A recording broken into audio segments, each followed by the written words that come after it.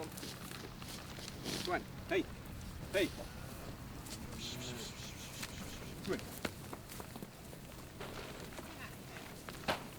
Super.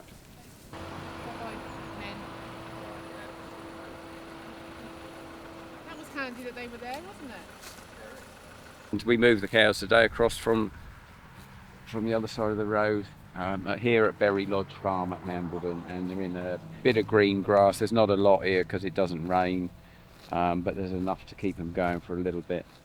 So that should keep them happy, because we've been propping them up with a bit of hay and silage for the last 10 days. I do like them to graze that field off nice and tight. So they've done that now, and we can come out of there. And Suzanne is here helping at the big house, and we caught him just right to help the cows across the road. Now Suzanne is from Nepal. He's studying in London at the moment, but it's summer holidays. So Suzanne is from Nepal, and he came over in February to start studying, and they have cows at home. Now Suzanne sleeps with his cows. They don't fence them in, and their cows are sacred. They don't kill cows, and so they look after them. He sleeps with a gun on his back and a knife. And I said, well, what comes for the cows? He said, the tigers, wild dogs. So things in Nepal for Suzanne are very different to things for Michael Bailey in Hampshire. But it is very interesting how halfway around the world, 3/4 of the way around the world, things are so different, and you have to sleep with the threat of a tiger coming to eat your cows. So they sleep in a tree house, and they've got several tree houses round, and they hope that the cows will be underneath them somewhere. So yeah, gun on your back and a knife in your pocket. That's how to do it.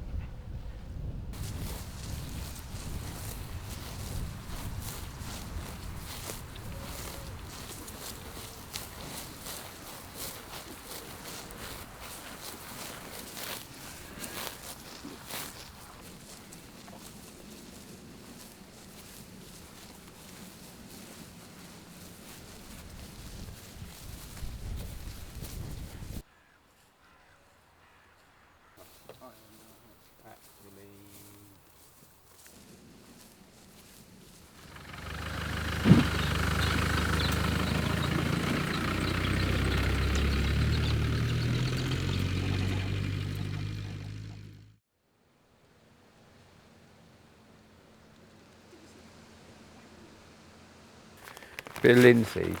We're doing the linseed. Lovely little, it's a beautiful little flat seed. Nice and slippery and shiny. And it actually came from that field out there. And what we're going to do with this goes off to the crusher for some oil, doesn't it? Goes abroad to France. But not as much linseed being grown as there used to be, is there? No. Well, except the price actually, strangely, is very good. Right. Good quality, but it looks fine to me. I am quite an experienced arable farmer.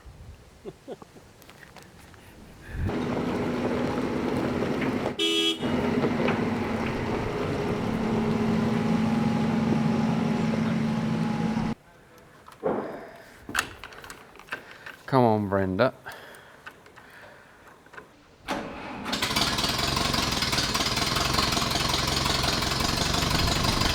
How old's that one? 1952. That's the first one I bought. Got 3 of them. I only bought the first one when we got bored in the lockdown, and I had some cash in my pocket. Saw advertising in the Classic Tractor magazine. That was the first one that I bought. Only because I got a bit of affection for them from my uncle and cousins in Ireland on the farm at Knocknageehee in Cork, and they always had one. When we used to go over there on holiday. Used to love riding on that with Dad or Frank or Dennis or whoever was driving it, Uncle Jim at the time. It's always fancied one, and so we bought one, and then we bought another one from Stephen Horn at Bushy Down Farm. Stephen and John, they had one going spare, so Willie Wall sorted that out for me, and we went and got that, and that's a goer. Willie Wall mended it, got it running, and then there's another one that I bought from a lovely Brian Fudge's brother-in-law, Fred Linkhorn, up in Clanfield, and he had one as a bit of a toy. Mr. Linkhorn was a butcher. He used to have a van and a butcher's round, so I've got 3 of them. And then the Fordson Major Henry, which is the one we usually do the tractor runs on, and then bought that one as well the other day, which is like it's undergoing a farmer's refurbishment, this one, which it came from the same sale as the combine harvester did. And so we're doing a full farmer's refurbishment, which means washing it and painting it. The engine's fine, runs, and yeah, just needed dollying up a little bit, really. Combine harvester. Combine is still work in progress. That's work in progress. We still haven't managed to get the engine to run, but we haven't really tried very hard because we didn't actually have any corn to cut with it. So I don't know why I bought it, but that's by the by. We've got one. And so we'll probably put it in the shed and we'll try and get that going over the course of the winter. But I think it does look rather splendid in the yard there and amongst everything else. This is a very, very busy working farmyard, and the scenery here changes on a daily basis.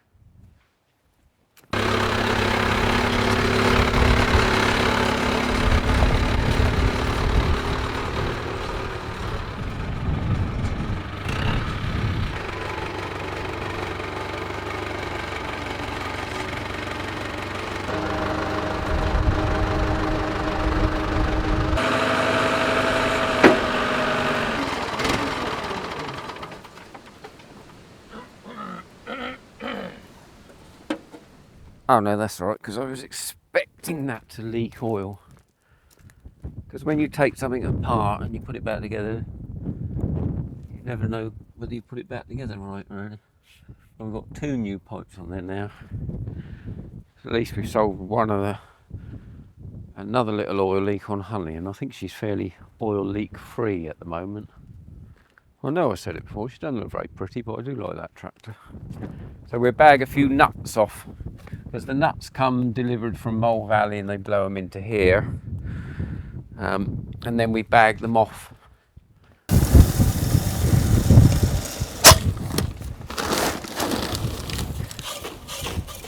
And we can go to Mole Valley and buy them already bagged up. But it costs another £100 a tonne. So I'd rather have them delivered in bulk. All the big farmers, they don't fart around with bags anymore. Everything is delivered in bulk.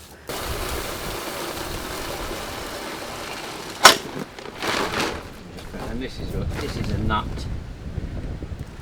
That is, I think that's 18% protein in there, which isn't particularly high. Some of the dairy boys that are feeding their cows, they'll be on 20, 22, 24% protein. But this is a fairly cheap and cheerful nut which we feed to our growing cows that will be growing into beef, or the calves, and we feed this with a bit of rolled barley, so we give them probably 2/3 rolled barley and about 1/3 of nut. And the wind is blowing my hair. So when the Mole Valley man comes to deliver with his lorry, he blows the pipe into the truck. Now, unfortunately, health and safety's gone a little bit mad. So when that Mole Valley man now comes to the farm, what he must not do on my farm is this. He can't do that. That's too dangerous. There's risk of falling. So what I've got to have done now is got to have a pipe down here so he can't leave the ground. Because doing that is extremely dangerous. Now, I did suggest to them, when I'm not too sure how he gets in his cab in the morning in the lorry, because his feet have to leave the ground. And they didn't quite know how to answer that. But anyway, so that's sort of like, this is doing my nut in a little bit. So we've got to have a pipe put on here now so that he can just be here and clip. The fact that he can trip over like that when he's on the floor, that's fine, but don't get me on that one. And so these are the first calves that I've had in this summer from Mr. Reese, where we had the farm walk back in June. And so he calves about 300 of his cows this time of year.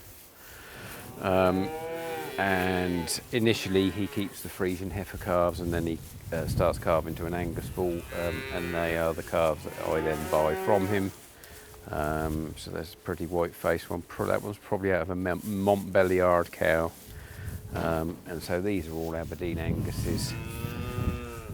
And yes, so this was the first bunch I picked up on bank holiday. Well, we all were August, aren't we? We're bank holiday 3 days from the bank holiday, so I picked these up on Monday, and there'll probably be I don't know, 150 or 200 calves here by the end of October. Hello, Alex. You all right? We'll just leave it where it is. You're going down to get the plough. Yes, I will find some straps. He knows you're coming, does he? Yeah. Are you all pre-arranged? We feed them twice a day, and they are on about 3 litres of milk twice a day, so 6 litres. But inevitably, when they come from Mr. Reese, where they are born, so they are taken away from the cow, and then they feed them on milk powder. When I go and collect them, it is, people might laugh, but it is quite stressful for the calf.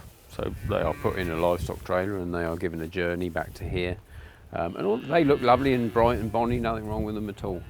But inevitably what happens is they go backwards, as they say, a little bit, until they readjust to my premises here, my way of feeding, my different regime, my different milk powder, the stress of coming in the trailer, a different calf pen. And it's a tiny bit of stress on them, but once they've readjusted to that, it'll all be fine. You can't say they're particularly stressed at the moment, but they just get a little bit. What's their age now? And so these are about 10 days old. 10 days to a fortnight, I would guess. So officially you can't move a calf from a farm unless it's at least 7 days old.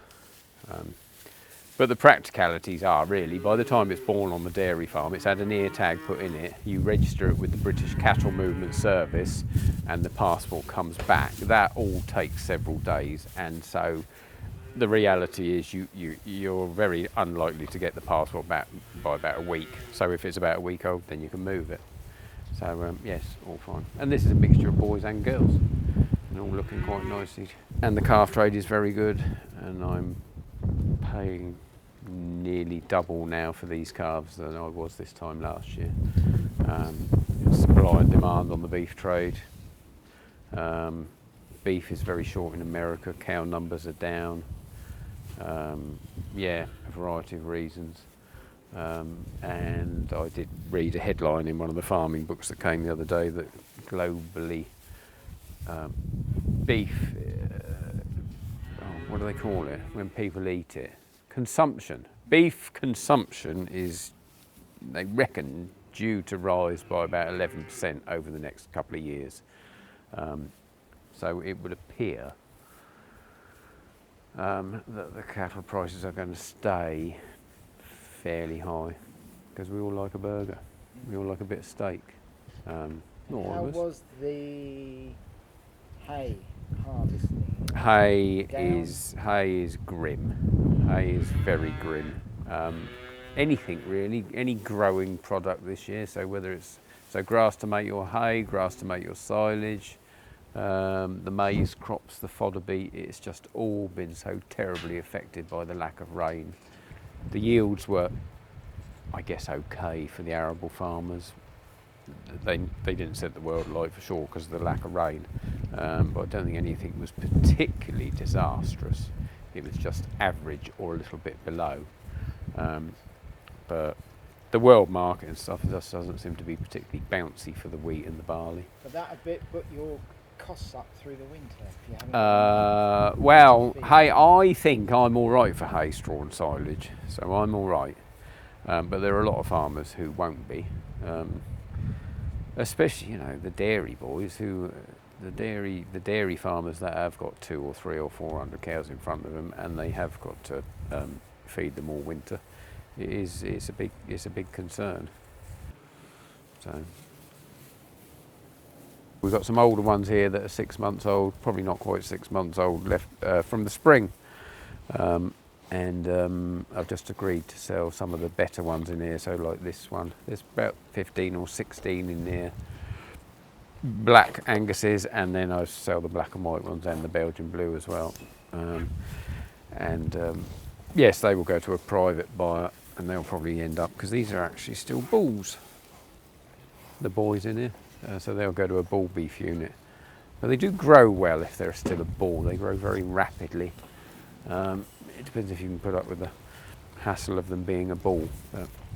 And they, when they grow quite quickly, and they'll probably be go for slaughter to the factory when they're probably about 18 months old, if not a bit less. 14 months old, you could do a bull in 14 months old quite easily. He could easily be 500 kilos by then if you feed him well. And so, yes, so we can thin this bunch out a bit, let the smaller ones grow on, and then, yeah, perhaps Christmas time I'll sell another few out of this bunch. And it's just an ongoing process.